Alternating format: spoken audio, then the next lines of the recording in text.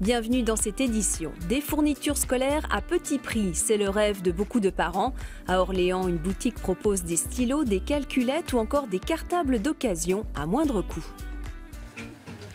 Ciseaux, calculettes, stylos. Dans cette boutique associative, les fournitures scolaires sont très abordables. Ici, les articles les plus chers sont les cartables à 4 € l'unité. C'est vachement intéressant de pouvoir avoir de la récup. Le neuf, ça sert pas forcément à grand chose vu que là on a la même qualité pour moins cher. Puis surtout c'est une asso ici, donc ça les aide pas mal. Donc je trouve que c'est bien de redonner une deuxième vie à tous ces objets. Quand on est étudiant, on n'a pas trop les moyens, donc si on peut trouver des trucs pas trop chers, en plus ça fait fonctionner l'asso, donc c'est vraiment le top. En 2018, le panier moyen d'un enfant inscrit en 6e s'élève à près de 200 €. Un budget pour les parents. Ces affaires neuves ou d'occasion à prix bas sont une respiration pour les petits porte-monnaies, mais pas seulement. On peut venir ici pour plusieurs raisons, en fait, pour des raisons écologiques, parce qu'on a cette fonction-là aussi. Donc pour des gens qui sont vraiment convertis à cette cause, on va dire, voilà, qui militent pour ça. Et aussi des gens qui sont plus, on va dire, entre guillemets, dans la nécessité, en fait, qui n'ont pas forcément des gros budgets et qui viennent ici en fait pour se rééquiper à petit prix. Voilà. On s'aperçoit que par exemple dans les dons, il n'y a pas de classe sociale de gens. Ça va être tout type de public en fait qui vont nous donner des fournitures scolaires et tout ça. Ça peut être aussi bien des gens qui ont de l'argent que des gens qui sont plus dans le besoin en fait.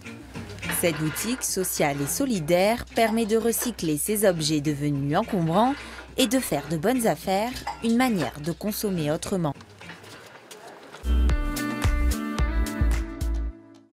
Cette brosse à dents inventée par deux Lyonnais est présentée comme révolutionnaire. En 10 secondes, elle assurerait un lavage parfait grâce à sa brosse en forme de Y et à ses vibrations sur l'ensemble de la mâchoire.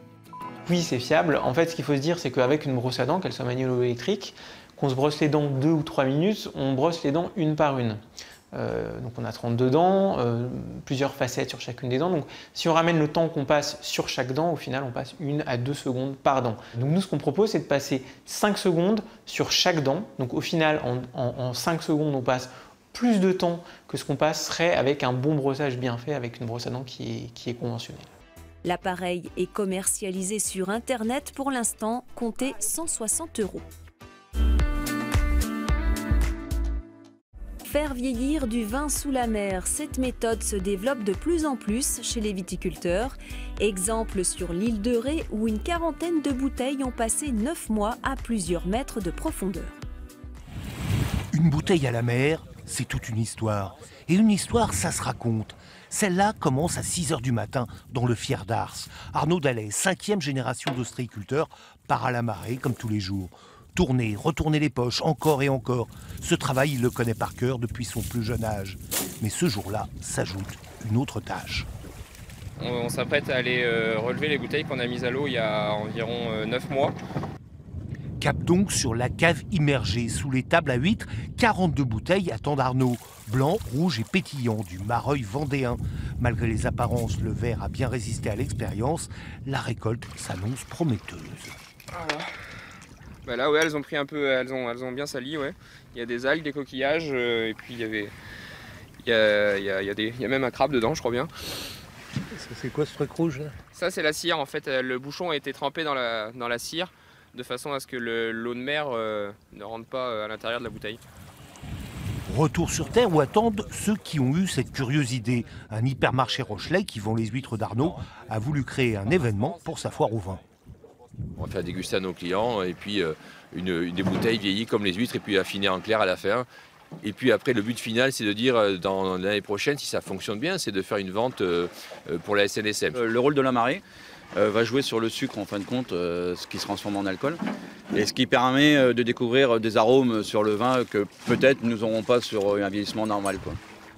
Restait à goûter le nectar avec le producteur, plutôt satisfait du résultat. Moi, ce que je ressens quand même, effectivement, c'est un peu plus de fraîcheur et un vin qui est plus expressif par rapport à notre méthode traditionnelle classique. Donc, on sent que l'élevage dans la mer lui va quand même apporter quelque chose. Oui. Mais attention, pour le pétillant, la mer, ça secoue. Waouh, joli! Parfait! Beau. Rencontre à présent avec une Marseillaise qui redonne un sacré coup de jeune aux vieux fauteuils. Cette tapissière ne se contente pas de les restaurer, elle en fait de véritables œuvres d'art originales et rigolotes, une passion qu'elle transmet à ses élèves. Tapissier, on croyait ce métier disparu, mort et enterré. Eh bien non. Boulevard de la Libération, de vieux fauteuils voués à une fin certaine ont repris espoir. Patricia Lutz et ses élèves les rhabillent, les transforment. Des fois, je fais des délires. Ici, on aime bien rire. C'est vraiment, c'est un peu une thérapie pour tout le monde. Voilà, on s'invente des personnages et souvent, les gens passent à la vitrine et puis sont morts de rire. Alors, quand on avait mis la marmotte en vitrine la première fois, les gens étaient morts de rire. L'image à imprimer, le choix du tissu, sa lumière, sa matière. La tapissière cherche et quand elle trouve... Mon cœur bat. Les élèves en sont témoins. J'ai des fauteuils qui traînent, qui sont commencés, qui traînent depuis 1 an parce que je ne trouve pas exactement le tissu que je veux. Ces élèves apprennent à tout faire à la main parce qu'il n'y a pas d'alternative. C'est pas possible de le faire à la machine. À la machine, on n'arrive pas à voir l'encadrement du coussin au millimètre près. Parce qu'il y a des personnes qui se sont assises dessus, il est déformé. Et à la machine, ce serait pas beau. L'amour du travail bien fait règne en maître dans l'atelier. Pas de sélection à l'entrée. D'ailleurs, les débutantes sont acceptées. Renée, par exemple, je ne vais pas vous dire, mais elle a 74 ans. C'est son 2e fauteuil. 3e fauteuil. Le 4e. Oh là là. Comme quoi, c'est vrai, quand on aime, on ne compte plus.